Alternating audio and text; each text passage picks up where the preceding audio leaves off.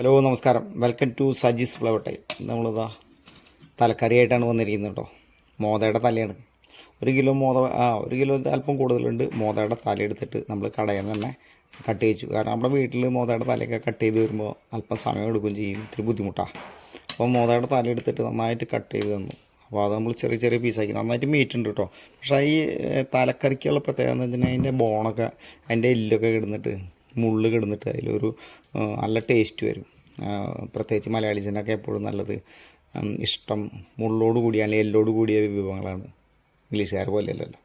അപ്പോൾ ഒരു ഷാപ്പ് സ്റ്റൈലല്ല ഇത്, നമ്മളൊരു ഹോം സ്റ്റൈൽ, നമ്മുടെ വീട്ടിൽ വയ്ക്കുന്ന ഒരു സ്റ്റൈലിൽ നമുക്ക് മോത കറി വയ്ക്കാം. മോതയുടെ തലയുണ്ട്, ഇതിൽ നന്നായിട്ട് മീറ്റ് ഉണ്ട് കേട്ടോ. അപ്പോൾ ഏകദേശം ഒരു 5 കിലോ വരെ വന്ന മോതയാണ്, അതിൻ്റെ തലയാണ് നമ്മൾ ഉപയോഗിച്ചത്. എനിക്ക് 1 കിലോ അത് ഈൽഡ് കിട്ടിയിട്ടുണ്ട്. അതായത് നമുക്ക് കിട്ടിയ മീറ്റാണ് ഇത് കേട്ടോ. നന്നായിട്ട് കഴുകി വൃത്തിയാക്കി എടുത്തിട്ടുണ്ട്. അതിൽ വേണ്ട മസാലകൾ നമ്മൾ സാധാ മസാല തന്നെ, ഇഞ്ചി, പച്ചമുളക്, ഇതെല്ലാം നമുക്കൊന്ന് ചതക്കുക അല്ലെങ്കിൽ മിക്സിയിലിട്ട് ഒന്ന് ഒതുക്കിയെടുക്കുക എന്ന് പറയില്ല, അത് ചെയ്യണം കേട്ടോ. അതിനുശേഷം നമ്മൾ മറ്റുള്ള മസാലകളൊക്കെ റെഡിയാണ്. നമ്മൾ മിക്സിയിലിട്ട് ഒന്ന് അടിച്ചെടുക്കുക. അപ്പോൾ ഒരു കുറുകിയ രീതിയിലാവും, അത് നമുക്ക് അതിൽ തീർക്കാം. പിന്നെ തേങ്ങ ഇടുന്നുണ്ട്, കുടംപുളിയൊക്കെ ഉണ്ട്. അപ്പോൾ നമുക്ക് ഇതിൻ്റെ ഓരോ പരിപാടികൾ നോക്കാം കേട്ടോ. ജസ്റ്റ് അപ്പോൾ നല്ല മോദക്കറിയാണ്, ഒന്ന് ട്രൈ ചെയ്യണം കേട്ടോ. നമ്മൾ ആദ്യമായിട്ട് നമ്മുടെ ചാനൽ കാണുന്ന വെച്ചാൽ നിങ്ങൾ ഒന്ന് സബ്സ്ക്രൈബ് ചെയ്യാൻ മറക്കല്ലേ. അടിപൊളി മോദക്കറി തീർച്ചയായും നിങ്ങളൊന്ന് ഉണ്ടാക്കി നോക്കണം, നിങ്ങളുടെ അഭിപ്രായം പറയണം. അപ്പോൾ മോദക്കറി നമുക്ക് സ്റ്റാർട്ട് ചെയ്യാം. നമ്മുടെ ഇടി അവിടെ വെറുതെ ഇരിക്കുക. അപ്പോൾ ആ ഇടീന് വലിയ പണിയൊന്നുമില്ല. നമുക്ക് അതായത് ആ സാധനങ്ങളൊക്കെ ഒന്ന് ചതച്ചെടുക്കാം കേട്ടോ. അത് ഈ സാധനങ്ങളൊക്കെ നമുക്കൊന്ന് നമുക്ക് നന്നായിട്ട് ഇവിടെ ഒന്ന് ചതച്ചെടുക്കണം. ചതച്ചിട്ടിട്ട് നമുക്ക് ഉപയോഗിക്കാം. അല്ല, ചതയ്ക്കാൻ ബുദ്ധിമുട്ടാണെങ്കിൽ നിങ്ങളൊരു മിക്സിയിൽ ജാറിലിട്ടൊന്ന് അടിച്ചാലും മതി കേട്ടോ. ഈ മുളകാണ് ഞാൻ എടുത്തിരിക്കുന്നത്. നിങ്ങൾക്ക് നല്ല എന്താ പറയുക, മത്തമുളക് എന്നൊക്കെ ഞങ്ങൾ പറയും. നല്ല എരിവുള്ള മുളക് വേണമെങ്കിൽ അതെടുത്ത അടിപൊളിയാണ് കേട്ടോ. ചതയ്ക്കാം. അപ്പോൾ നന്നായിട്ട് ചതച്ചിട്ടുണ്ട് കേട്ടോ, ചതച്ചിട്ടുണ്ട്. ഇനി നമുക്ക് ഇതിൽ ചേർക്കണം.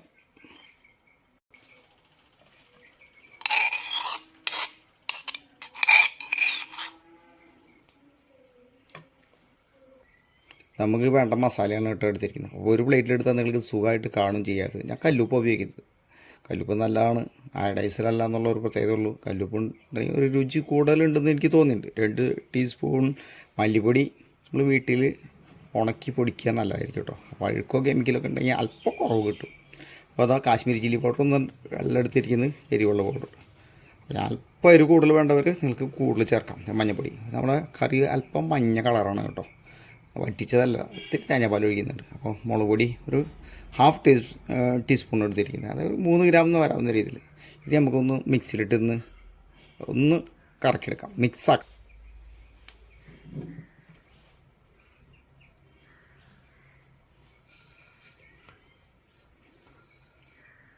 ഒരു പേസ്റ്റ് രൂപത്തിലാക്കിയിട്ടുണ്ടെങ്കിൽ, ഇപ്പോൾ കാശ്മീരി ചില്ലി പൗഡർ നമ്മൾ പലപ്പോഴും ബോയിൽ ചെയ്തിട്ട് അടിക്കുന്നുണ്ട്. അപ്പോൾ ബോയിൽ ചെയ്യുമ്പോൾ വെള്ളം അങ്ങോട്ട് കളഞ്ഞ് കഴിഞ്ഞാൽ നല്ല പേസ്റ്റ് ഉണ്ടാക്കി നമുക്ക് വയ്ക്കാം. പൊടി മേടിക്കുന്നതിൽ ലാഭമാണ് കേട്ടോ. ഒരു അല്പം വെള്ളം ഒഴിച്ചാൽ ഒരു പേസ്റ്റ് രൂപത്തിലാക്കാം. ഈ കറി വയ്ക്കുന്നതിൽ പലരും പല ടെക്നിക്കുകളും ഉപയോഗിക്കുന്നുണ്ട്. ഇങ്ങനെ ഞാൻ ഉപയോഗിച്ച ഒരു നല്ലൊരു മെത്തേഡാണ് കേട്ടോ, പേസ്റ്റാക്കി വയ്ക്കുക. കറിക്ക് കൂടുതൽ തിക്ക് കിട്ടും, അതാണ് അതിൻ്റെ പ്രത്യേകത. നല്ല പേസ്റ്റാക്കി ഇട്ടിട്ടുണ്ട് കേട്ടോ. ഇത് നമ്മൾ കറിയിൽ അങ്ങോട്ട് ഉപയോഗിക്കാം. ഉപ്പും കൂടിയിട്ടുണ്ട്, അപ്പോൾ ഉപ്പ് വേറെ ഇടണ്ട. ഇതേ നമ്മുടെ പ്രധാനപ്പെട്ട ഐറ്റം, എന്താ അവൻ്റെ മണം. നാടൻ വേപ്പിലാണെങ്കിൽ നല്ലൊരു സ്മെല്ലാട്ടോ. ഇതിൽ വിഷമൊന്നും അടിക്കാതെ നമ്മുടെ വീടിൻ്റെ മുമ്പ് തന്നെ ഉണ്ടാവണ്ട, പറ്റുമെങ്കിൽ അങ്ങനത്തേക്ക് ഉപയോഗിക്കുക. നമുക്ക് പിന്നെ അല്പം നല്ല വെളിച്ചെണ്ണ ഒഴിച്ച് ഒരു 2 ടേബിൾ സ്പൂൺ ആയാൽ മതി കേട്ടോ. പച്ച വെളിച്ചെണ്ണ ഒഴിച്ച് വയ്ക്കുക എന്നൊക്കെ പറയില്ലേ, അതൊരു നാടൻ സ്റ്റൈലാണ്. അത് നമുക്കിത് അരപ്പ് ചേർക്കാം. അരപ്പ് എനിക്ക് ചേർത്തുണ്ടാക്കാം കേട്ടോ.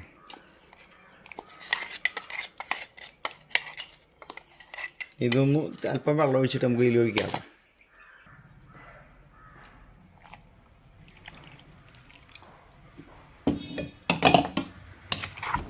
ഇത് മിക്സ് ചെയ്ത് വേണമെങ്കിൽ നമുക്ക് കുറച്ച് നേരം വെക്കാം, അതിനാവശ്യമില്ല. അതിനേലും നല്ലത് ഈ ഫിഷ് ആയതുകൊണ്ട് പെട്ടെന്ന് അതിൻ്റെ മസാലയൊക്കെ വലിച്ചോളും. അപ്പോൾ പിന്നെ അത് ചെയ്യണ്ട. ഇപ്പം നല്ലൊരു മണം കേട്ടോ, സൂപ്പർ മണം. നമ്മളിപ്പോൾ ഇതേ കുടംപുളി ഒരു 3-4 കുടംപുളി എടുത്തിട്ടുണ്ട് കേട്ടോ. അപ്പോൾ അതൊന്ന് കഴുകി കളഞ്ഞതിന് ശേഷം, കുടംപുളി അത്ര നല്ല വൃത്തിയിലൊന്നും ആവില്ല, നമ്മൾ പുറത്തുനിന്ന് മേടിക്കുന്നത് അത്ര വൃത്തി ഉണ്ടാവില്ല. നന്നായിട്ടൊന്ന് കഴുകി കളയണം കേട്ടോ. 1-2 പീസ് നമുക്ക് ഇതിലിടാം. എന്നിട്ടപ്പോൾ അതിൻ്റെ പുളി നിങ്ങൾക്ക് താല്പര്യം അനുസരിച്ച് അത് എടുത്ത് മാറ്റിയിട്ട് വേണമെങ്കിൽ വയ്ക്കാം. ഇപ്പോൾ കണ്ടോ. അപ്പോൾ നമ്മളൊന്ന് തിളച്ചതിന് ശേഷം നമുക്ക് മറ്റുള്ള കാര്യങ്ങൾ ചെയ്യാം. നമുക്ക് തിളപ്പിക്കാനായിട്ട് വയ്ക്കാം കേട്ടോ. അത് ബോയിൽ ചെയ്ത് കഴിയുമ്പോൾ അടിപൊളി നല്ല നമ്മളൊരു സെമി ഗ്രേവിയിലാണ് എടുക്കുന്നത് കേട്ടോ. സെമി ഗ്രേവി കേട്ടോ. ഈ ഫിഷിൽ നിന്ന് വെള്ളം ഉണ്ടാവും. ഒന്ന് തിളച്ച് കഴിയുമ്പോൾ നമുക്ക് ഇനി മറ്റുള്ള തേങ്ങാപ്പാലൊക്കെ ഒഴിക്കേണ്ടി വരും. അപ്പോൾ അല്പം കൂടി വെള്ളം ഉണ്ടാവും കേട്ടോ. തേങ്ങാപ്പാലൊന്നുമില്ല, അപ്പോൾ നമുക്ക് വേവിക്കാൻ വയ്ക്കാം. അതുപോലെ മിക്സിയിൽ നിന്ന് അല്പം കൂടി വെള്ളം ഒഴിച്ചിട്ട് നമ്മളിത് ഒഴിക്കും കേട്ടോ. അപ്പോൾ നമുക്കൊന്ന് ബോയിൽ ചെയ്ത് വയ്ക്കാം. നമ്മൾ മിക്സ് ചെയ്ത കറി ഇതേ വെച്ചിരിക്കുന്നു കേട്ടോ. വളരെ സിമ്പിളാണ്, പെട്ടെന്ന് കറി ഉണ്ടാക്കാം. നമ്മളെ മല്ലിമുളക്, മഞ്ഞൾ പോലെയുള്ള സാധനങ്ങൾ നമ്മളെല്ലാവരും വീട്ടിലും കാണും. അതല്പം അങ്ങോട്ട് മിക്സ് ചെയ്തിട്ട് വെച്ചാൽ മതി കേട്ടോ. വളരെ ഈസിയാണ്. കറി ഉണ്ടാക്കാൻ അത്ര ബുദ്ധിമുട്ടൊന്നുമില്ല. നമ്മളൊരു പാക്കറ്റ് മസാലയോ ഒന്നും ഉപയോഗിക്കണ്ട. വീട്ടിലുള്ള മസാലകൾ മാത്രം ഉപയോഗിച്ചിട്ട് ഒന്നും സൂട്ട് ചെയ്യാൻ വേണ്ട. പിന്നെ ഇപ്പോൾ ഒന്ന് തിളച്ച് കഴിയുമ്പോഴാണ് നമ്മൾ മറ്റുള്ള കാര്യങ്ങളൊക്കെ ചെയ്യുന്നത്. അല്പം തേങ്ങാപ്പാലൊക്കെ ഒഴിക്കുന്നത്. ആവശ്യമുള്ള മസാല പിന്നെ നമുക്ക് ആ നേരത്തെ ചേർക്കാം. അടിപൊളിയായിട്ട് അവിടെ ഒന്ന് അവൻ തിളക്കട്ടെ. തിളച്ചൊന്ന് മൂടി വെച്ചാൽ കുഴപ്പമില്ല. ആദ്യം നല്ല ഫയറിലും പിന്നെ അല്പം ഫയർ കുറച്ച് വയ്ക്കാം.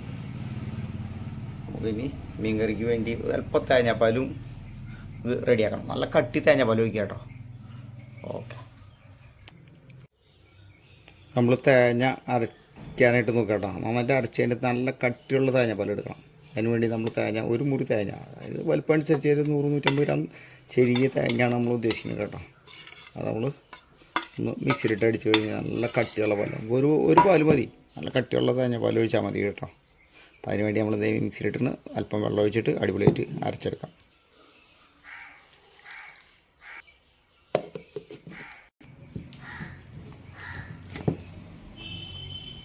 നമുക്ക് നന്നായിട്ട് അരിച്ചെടുത്തിട്ട് പാൽ റെഡിയാക്കി.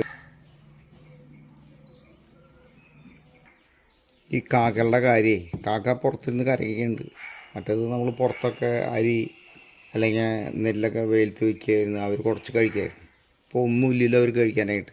ഇപ്പോൾ ഞാൻ തേങ്ങാപ്പാൽ പിഴിയുന്ന കണ്ടപ്പോൾ കണ്ടോ, നമ്മുടെ എന്താ പറയുന്നത് പീരി ഉണ്ടല്ലോ, അവർക്ക് കൊടുക്കാനുള്ളതാണ്. ഒന്നുമില്ലെങ്കിൽ കോഴികൾ ഇട്ട് കൊടുക്കുമ്പോൾ കോഴികൾ കഴിച്ച് അവർക്ക് കിട്ടും. ഇപ്പോൾ ഒന്നും ഇല്ലാണ്ട് ഇതേ അവൻ പരിഭവം പറയുന്നുണ്ട്. നമ്മുടെ വാഴക്കൈയിലിരുന്നിട്ട് ഇതേ കരയാണ് പറയുന്നത്. എന്നിട്ട് എന്താ പറയുക, എനിക്കൊന്നും തിന്നാൻ കിട്ടുന്നില്ല, നിങ്ങൾ അല്ലാത്ത സമയങ്ങളിലൊക്കെ നമ്മളെ വിളിക്കും. എന്തല്ലേ കാലം പോയി പോക്കേ. തേങ്ങാപ്പാലൊക്കെ റെഡിയാക്കി വെച്ചിട്ടുണ്ട് കേട്ടോ. നമ്മൾ അടച്ച് വെച്ച് ഇതാ നമ്മളെ കറിയൊന്നും നമുക്കൊന്ന് തുറന്നു നോക്കാം. നല്ല മണക്ക് വരുന്നുണ്ട് കേട്ടോ. ഞാൻ പറഞ്ഞ പോലെ തന്നെ ഒരു മഞ്ഞ കളറാണ്. ഇനി തേങ്ങാപ്പാൽ ഒഴിക്കുമ്പോൾ നമ്മളൊരു മഞ്ഞ കറിയായിട്ട് ഹോം സ്റ്റൈൽ. വളരെ സിമ്പിളല്ലേ കറി. നമ്മൾ തേങ്ങാപ്പാൽ ഇപ്പോൾ 2 തേങ്ങാപ്പാൽ കിട്ടി. അതായത് നാടൻ തേങ്ങയ്ക്ക് എപ്പോഴും പാലിൻ്റെ അംശം കൂടുതലായിരിക്കും. അപ്പോൾ ഫസ്റ്റ് എക്സ്ട്രാക്ഷൻ എടുത്തതിന് ശേഷം നമ്മൾ അല്പം വെള്ളം ഒഴിച്ചിട്ട് വേണമെങ്കിൽ അത് എടുക്കാം. അപ്പോൾ നമുക്ക് ഗ്രേവി ആദ്യം വേണമെങ്കിൽ അതിൽ ഒഴിക്കാം, അല്ലെങ്കിൽ പുരട്ടി വയ്ക്കാം കേട്ടോ. പലരും പല സ്റ്റൈലിൽ ചെയ്യുന്നുണ്ട്. അപ്പോൾ നാടൻ തേങ്ങ എന്ന് പറയുമ്പോൾ നമ്മൾ പറയില്ല വലിയ തെങ്ങിൻ്റെ തേങ്ങയ്ക്ക് ശരിയാണ് കേട്ടോ. അതിലൊരു ക്വാളിറ്റി വ്യത്യാസമുണ്ട്. മധുരം കൂടുതലുണ്ട്, പാലിൻ്റെ കണ്ടൻറ്റ് കൂടുതലായിരിക്കും. അപ്പോൾ അങ്ങനെയുള്ള തേങ്ങയാണ് കൂടുതൽ ടേസ്റ്റും നമുക്ക് ഗുണം. തേങ്ങയ്ക്കല്ല വില കൂടിയല്ലേ, 70 രൂപയാണ് ഒരു കിലോ തേങ്ങയ്ക്ക്. ഉരുളൻ തേങ്ങ എന്ന് പറയില്ല. അത് നമുക്ക് തേങ്ങാപ്പാൽ കുറച്ച് ഒഴിച്ചോ. നമ്മൾ എടുത്ത തേങ്ങ കുറച്ച് തേങ്ങാപ്പാലുണ്ട് കേട്ടോ. അതായത് 2-ാം പാലെന്ന് പറയില്ലേ, നമുക്ക് ഒഴിച്ചു കൊടുക്കാം. അടച്ച് വയ്ക്കുകയാണെങ്കിൽ വെള്ളം പെട്ടെന്ന് വറ്റില്ല. ഇപ്പോൾ തുറന്ന് വയ്ക്കുകയാണെങ്കിൽ പെട്ടെന്ന് വറ്റും. അപ്പോൾ നമ്മൾ ആദ്യം അടച്ചു വെച്ചു. ഒന്ന് തിളച്ച് കഴിഞ്ഞാൽ നമ്മൾ 1-ാം പാൽ ഒഴിക്കാം കേട്ടോ. ആവശ്യത്തിന് കുറുകിയിട്ടുണ്ട് കേട്ടോ. ഫിഷ് വേവാനായിട്ട് 15 മിനിറ്റ് മതി. ഫിഷ് വെന്ത് കഴിഞ്ഞു. അല്ല നമുക്ക് ഗ്രേവി തന്നെ ഉണ്ടാക്കിയിട്ട് പീസ് വേണമെങ്കിൽ പിന്നീട് ഇടാം, അങ്ങനെ ചെയ്യാം. പക്ഷെ ഇത് ഈ രീതിയിൽ നല്ല ഒരു ഇതാണ് കേട്ടോ. പെട്ടെന്ന് ഉടഞ്ഞു പോകുന്ന ഫിഷൊന്നുമല്ല. അതുകൊണ്ട് പിന്നെ പ്രശ്നമില്ല, നമുക്ക് മിക്സ് ചെയ്ത് വയ്ക്കാം. അപ്പോൾ നമ്മൾ ചിലപ്പോൾ നല്ല ക്വാളിറ്റി ഉണ്ടാവില്ല. എന്തിരുന്നാൽ ചാറ് കട്ട് ചെയ്തതിന് ശേഷം നമുക്ക് പീസ് ഇട്ടാൽ മതി. അപ്പോൾ ഒന്ന് തിളച്ച് കഴിഞ്ഞാൽ ഓക്കെ. തേങ്ങാപ്പാൽ അല്ലെങ്കിൽ തേങ്ങ ഉൽപ്പന്നങ്ങളൊക്കെ പച്ച നല്ലതാണ്. നമ്മളതെന്താണെങ്കിൽ ഒത്തിരി തിളപ്പിച്ച് അല്ലെങ്കിൽ ഫ്രൈ ചെയ്യാനായിട്ട് കോക്കനട്ട് ഓയിൽ എടുക്കുമ്പോഴൊക്കെ ഒത്തിരി നാശമാക്കി കളയിട്ട്. ഇപ്പോൾ തേങ്ങാപ്പാൽ ഒഴിച്ചിട്ട് പായസത്തിലായാലും കറികളിലായാലും ഒത്തിരി നേരം തിളക്കരുത്. അപ്പോൾ അതിൻ്റെ ഫാറ്റ് സെപ്പറേറ്റ് ആവും. അല്ലെങ്കിൽ തേങ്ങാപ്പാൽ എപ്പോഴും നല്ലതാണ്. നമുക്ക് വേണ്ട ശരീരത്തിന് വേണ്ട പല ഘടകങ്ങളും അടങ്ങിയിട്ടുണ്ട്. പക്ഷെ നമ്മൾ പാല് തിളപ്പിച്ച് അല്ലെങ്കിൽ ഓയിൽ വറുത്തൊക്കെ ആകുമ്പോൾ അതിൻ്റെ ക്വാളിറ്റി പോവും, നമുക്ക് ദോഷകരമായ രീതിയിൽ വലിക്കും. കൊളസ്ട്രോൾ ഉണ്ടെന്നൊക്കെ ആൾക്കാർ വെറുതെ പറഞ്ഞില്ല. തീർച്ചയായും നമുക്ക് കഴിക്കാവുന്ന ഒരു പാൽ തന്നെയാണ് തേങ്ങാപ്പാൽ. കറി നമ്മുടെ വെന്ത് കിട്ടും. അത് നമുക്കൊന്ന് താളിക്കണം. ചെറുള്ളി താളിച്ച് വെച്ച് ഒരല്പം വെളിച്ചെണ്ണ വെച്ച് ചെറുള്ളി വറുത്ത് താളിച്ചിട്ടുണ്ടെങ്കിൽ അതൊരു ടേസ്റ്റ് വേറെ തന്നെയാണ്. അപ്പോൾ നമുക്ക് കുറച്ച് ചെറുള്ളി അരിഞ്ഞിട്ട് നമുക്ക് വെളിച്ചെണ്ണയിൽ താളിക്കാം. ഇനിയിപ്പോൾ എന്തെങ്കിലും ഒരു മസാല കുറവുണ്ടെങ്കിൽ നമുക്ക് ആ സമയത്ത് കേട്ടോ, എനിക്ക് അല്പം എരിവാണെന്ന് തോന്നുന്നു, ഞാൻ ആ നേരത്തെ ഇടാം. അപ്പോൾ നമുക്ക് താളിക്കാൻ നോക്കാം. താളിക്കാൻ വേണ്ടി ഒരു പാൻ വെച്ചിട്ടുണ്ട് കേട്ടോ. കുറച്ച് വെളിച്ചെണ്ണ വെച്ചാൽ മതി, ഒരു ടേബിൾ സ്പൂൺ, ഒരു 15 ml വെളിച്ചോ. ഓയിൽ ചൂടായിട്ടുണ്ട്. അപ്പോൾ നമുക്ക് 2 ഉലുവ, നമുക്ക് ഉലുവ പൊടി ഉണ്ടെങ്കിൽ ഒരു 2 ഉലുവ പൊടിക്കാം കേട്ടോ. ഉലുവേരെ മണം നല്ല ഉലുവ ഒത്തിരി ഇതാക്കണ്ട കേട്ടോ. അതിൽ നമുക്ക് ചെറുള്ളി ഇടാം കേട്ടോ.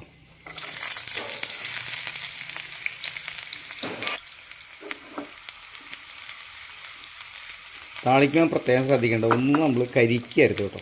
കരിയണത് ടേസ്റ്റ് കൂട്ടില്ല, നമുക്ക് ഉപകാരമില്ല പൊടിക്ക്. അപ്പോൾ ജസ്റ്റ് ഒന്ന് ബ്രൗൺ ആവാൻ വേണമെങ്കിൽ ഇതുകൊണ്ട് കേരളത്തിലെ കുക്കിങ്ങിൽ മാത്രമാണ് ഇങ്ങനെ കരിച്ചൊക്കെ എടുക്കുന്നുള്ളൂ. അപ്പോൾ കടുകാണെങ്കിൽ നമ്മൾ എന്താ വെച്ചിട്ടുണ്ടെങ്കിൽ നല്ല ചൂടുള്ള ഓയിലിൽ കണ്ടു കൊടുക്കും, അപ്പോൾ പെട്ടെന്ന് കരിഞ്ഞു പോകും.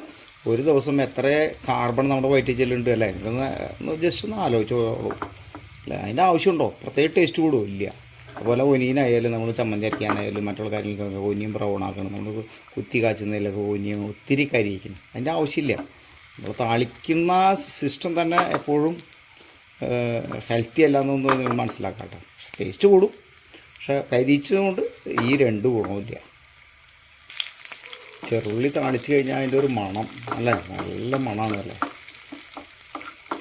അപ്പം നമ്മൾ ഈ ചെറുള്ളി താളിക്കുമ്പോൾ അതിന് ആ ഉള്ളി മാത്രം എടുക്കുന്ന ഞാൻ വെച്ചിട്ടില്ലേ, അതൊരു നോസ്റ്റാൾജിക്കാണല്ലേ.